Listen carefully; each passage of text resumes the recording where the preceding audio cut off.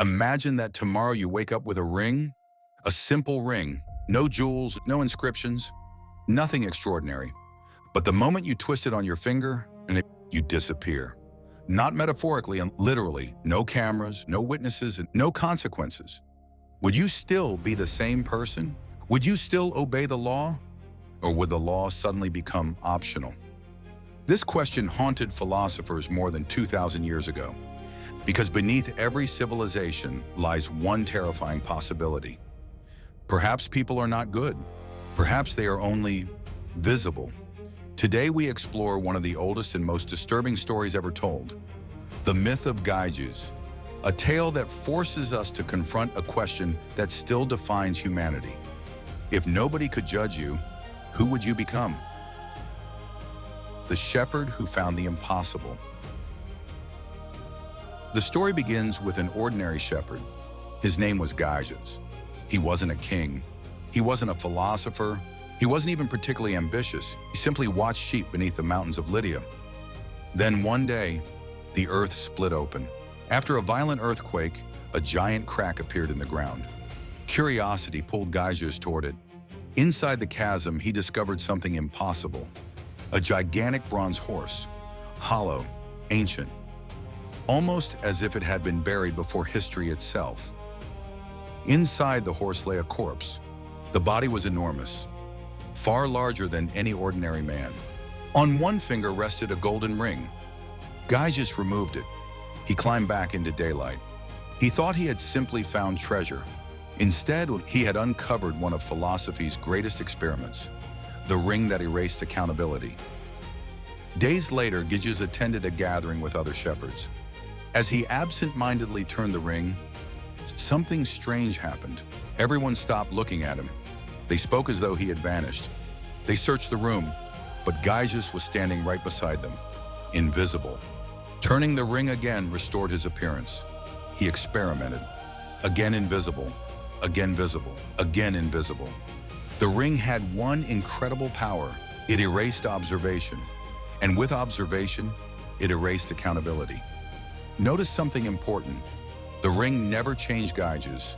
It only removed the consequences of being himself. That difference is everything. From shepherd to king. What happened next was almost inevitable.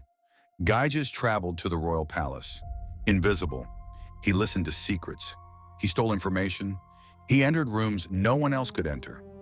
Eventually, he seduced the queen. Together, they murdered the king. Gyges seized the throne.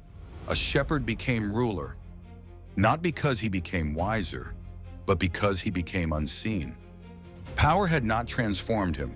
Power had simply removed every obstacle between desire and action.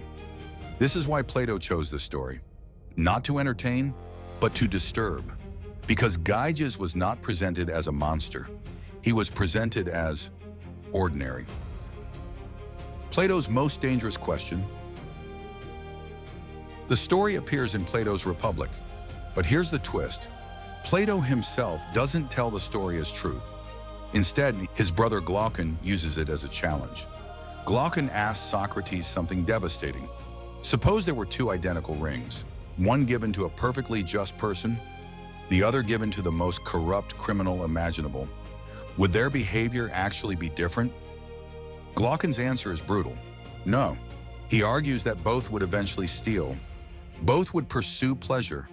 Both would abuse power. Because justice, he says, is merely something people perform when they fear punishment. Take away witnesses, and morality disappears. This is one of the darkest claims in all philosophy. Maybe goodness isn't goodness at all. Maybe it's surveillance. The invisible prison we already live in. Before dismissing Gyges as ancient fiction, look around. Today, millions of people believe they are invisible. Anonymous accounts, hidden identities, encrypted conversations, fake profiles. The internet became humanity's modern Ring of Gyges. People insult strangers they would politely greet in real life. They spread rumors, they steal, they deceive. Not because technology made them evil, but because it reduced the feeling of being watched. Psychologists call this de-individuation. When identity fades, self-control often fades with it. The ring never disappeared. It simply evolved. The eyes we carry inside. Yet Plato believed Glaucon was wrong. Not everyone collapses into corruption. Why? Because truly virtuous people possess something stronger than public opinion: an internal witness, conscience. The philosopher doesn't behave ethically because someone is watching. He behaves ethically because he is watching himself. The ancient Greeks believed character was something you practiced daily until it became impossible to betray yourself. The real prison wasn't the law, it was integrity. Someone with integrity remains the same, whether standing before a crowd or standing completely alone. This idea would later inspire philosophers from the Stoics to Kant. The greatest judge is the one inside your own mind. Why power reveals rather than corrupts. We often hear the phrase, power corrupts, but perhaps that's incomplete. Power may not create corruption, it reveals it. The Ring of Gyges functions like absolute power. It removes limits. If kindness disappears the moment consequences vanish, was kindness ever genuine? If honesty survives even when lying is effortless, then honesty is real. The ring acts like fire. Fire doesn't invent gold. It simply burns away everything that isn't. Perhaps invisible power doesn't change character. It exposes character. That is far more unsettling, because most of us never truly discover who we are. Life rarely grants complete freedom. Gyges did. The invisible shepherd. The genius of this myth is that you don't need a magical ring. Every day contains moments where no one is watching. Returning too much change, finding a lost wallet, taking credit for another person's work, breaking a promise no one else remembers, opening a private message, ignoring someone in need. These moments are tiny versions of Gyges' ring. No applause, no punishment, only choice. Character is built precisely here, in decisions that leave no public record. The invisible shepherd still walks beside us, asking one silent question: who are you when no one can see? The hardest audience to fool. The myth of Gyges has survived for over 2,000 years because it refuses to age.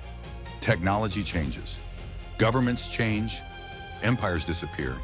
But one question remains untouched by history. If consequences vanish tomorrow, would your principles remain?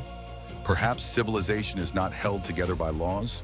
Perhaps it survives because enough people choose to do the right thing, even when no one would ever know otherwise. The greatest form of freedom may not be the power to escape judgment. It may be reaching a point where judgment is no longer necessary, because your actions already agree with your values, and maybe that is the only kind of invisibility worth seeking. Not disappearing from the eyes of others, but becoming someone who never needs to hide from their own.